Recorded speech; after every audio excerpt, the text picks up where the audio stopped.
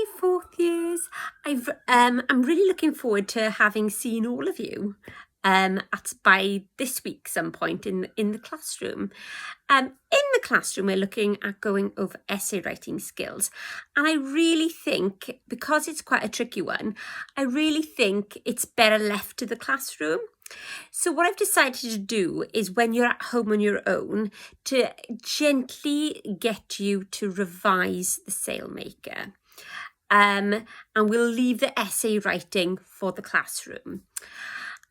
So we are going to be looking again at another checkpoint in the Sailmaker, and that's only because the school has decided that they want to give everyone a second chance at it as well. So lots of us did really well in it, so that's great.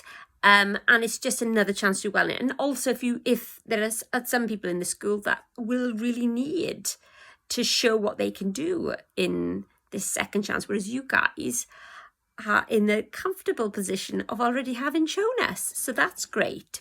But we still do need to gently revise it and then go over some of the key ideas. So today's lesson is all about the plot. I want you to watch the video, and then I want you to remember what the key issues in the Sailmaker are. Now, Davy and Alec have got an awful lot of problems, and I want you to write those problems down. As you know, the playwright, Alan Spence, he deliberately thinks about these problems. He wants to highlight these problems that these characters face, because these are some of the issues, some of the themes he really wants to talk about, some of the things he doesn't perhaps think is fair in society. So things like, one of their problems is they're poor. I think Alan Spence really wants to shake up the government in the way that we treat the poor people. What opportunities do we give them? Are they stuck in a rut like Alec and Davy seem to be? So identifying the problems, or finding out the problems that Alec and Davy have, is a good way to figuring out, what does Alan Spence really want to talk about? What does he want us to really think about in the play? The themes, the key ideas that come up again and again. But it's not all negative. There is a real celebration of that life at that time. I know, for example, my gran was born in the 1920s, and she and her family were really, really poor.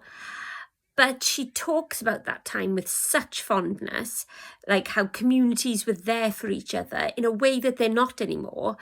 How everybody was in the same boat and neighbours helped each other out, etc. And so what good things can we see in a play? What things are celebrated?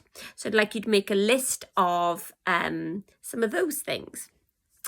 Last thing I want us, since we're looking at an overview of the play, keep an eye on that boat. That boat, as you know, means far more than just a random toy that the kid wants mended so you can play in the park. It's far more important than that.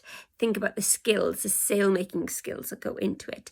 Think about what the state of the boat is in. What does the boy want to happen to the boat? Why does he want it to happen? And finally, what happens to the boat at the end? And how is it linked to the father's relationship with his son? So hopefully my tone of voice jolts your memory that it's not a great thing that happens to that poor boat. Okay, well, I shall look forward to you. If I don't see you this week, I will definitely see you next week. It's been lovely to catch up with you in the real world. Bye, folks.